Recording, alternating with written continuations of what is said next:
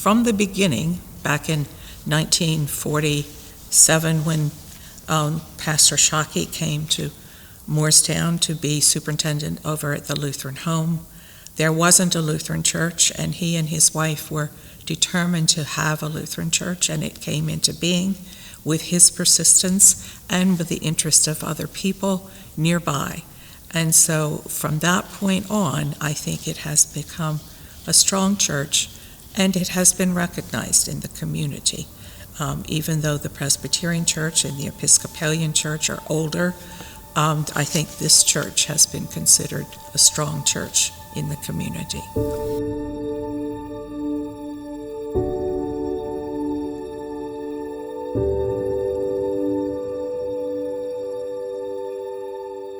Back in earlier times, the church was really the center of people's community.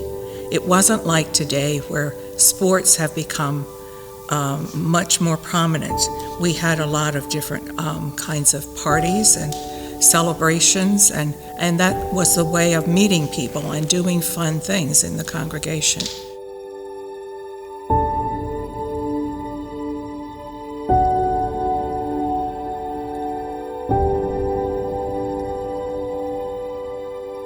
Well, we had been worshiping in a church that had originally belonged to the Presbyterian Church, and when St. Matthew was organized in 1950, 75 years ago, we had no place to worship except in the Lutheran home, and so Sunday school classes began in the Lutheran home.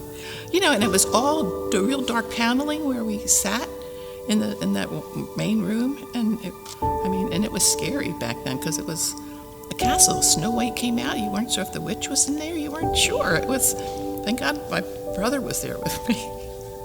The Presbyterians were going to sell this property because they had built a brand new congregational church, and so they offered it to us because we were a newly formed congregation, and so we bought it for $25,000. The Little White Church on Chester Avenue, as I like to call it, was a wonderful place to worship, but it became much too small for the congregation as the congregation grew in size during Pastor Ayler's time as pastor and then with Pastor Jensen. So back in 1968, when Pastor Jensen came as pastor, there had already been talk about building a bigger church. It was a very hopeful time. There was the congregation was young and it was growing, just like this area was growing.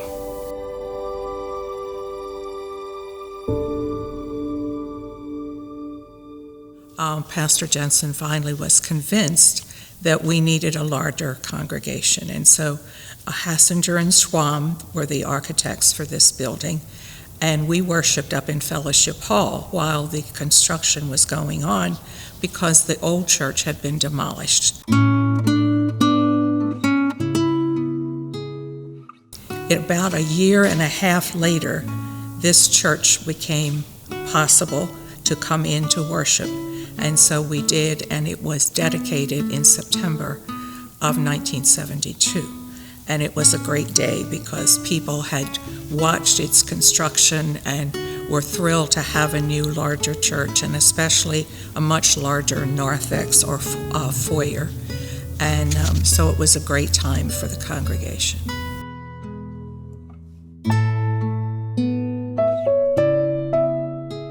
Church is not the building, it's the people. And this really creative structure helps us to remember who we are in our ministry, especially when we come around this communion table. Herman Hassinger built the church on the basis of a Greek cross, which has the 4 equal sides, and it was his goal to make this church a legacy for the future and also a remembrance or an echo of the past time. So he had a major purpose in building it, and the high-pitched roof was reaching to the sky, and the lower part represented the people who were worshiping God. we have always sort of seemed like we were growing in some way or adding things in some way. There was a survey done of the entire congregation, and the top 5 things that came back from that congregation survey, 3 of them were related to the campus, the structure, the grounds, all of that. So a facility planning task force at that point was put together. So we tried to prioritize what was really the top issues to resolve, and one was accessible family-friendly bathrooms. The sanctuary and the library and the Shockey Lounge and the other rooms at this level, the office, get used a lot, not just Sunday mornings. So there's a lot of outside groups that are going to benefit from this. It takes a long time before it really looks like anything's happening. The framing starts now, and people driving by, they're going to start seeing something going up, and so that's exciting, and I can't wait for it to be done. It's going to be it's a couple bathrooms and a storage, more or less, but it's needed.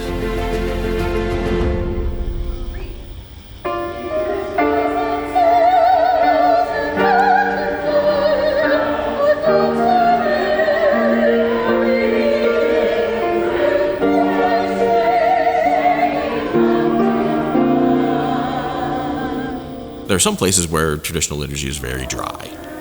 Here, people authentically love it. There's a warm feeling in the worship, I think, and I just feel that it's a good, you just feel like it's a place of worship, a good worship experience.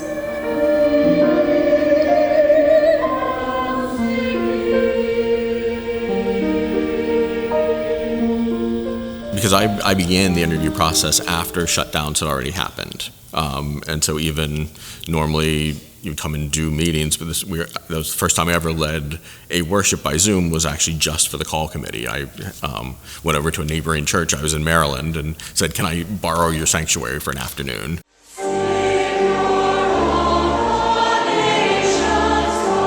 But what I remember is the first Easter. Because when we first started coming back, we had limits and said, well, we can only have up to 55 people in the sanctuary. And we lifted those for Easter.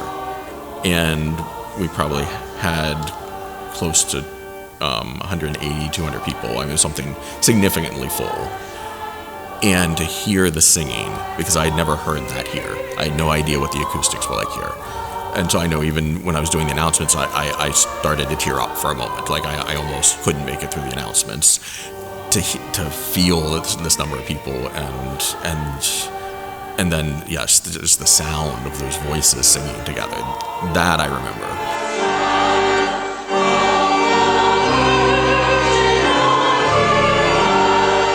It's that we're worshiping with one voice, and we had a hymnal supplement called "With One Voice," and that's where that came from. Is we're breathing together, we're singing together, we're singing in parts and in places. Everybody's got the same goal, and they're opening up and praising God and singing with gusto, and that's a beautiful thing when it happens.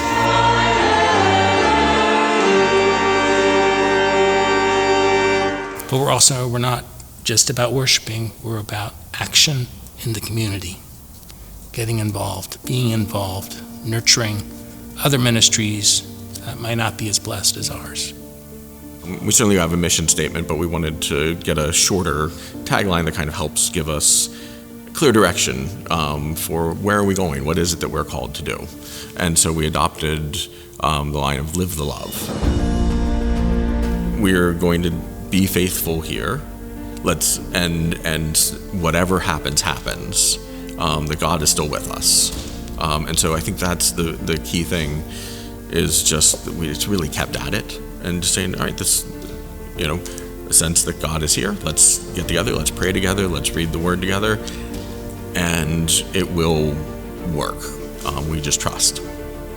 This is a resilient congregation that's poised to do some great things, so I'm excited about the future. We're family here, so it is exciting. It's just home. It's just home to me. can't imagine going anyplace else. Go from here. We have this great base. So start here, gather here, listen to the word, and then get out there and do it. Live the love.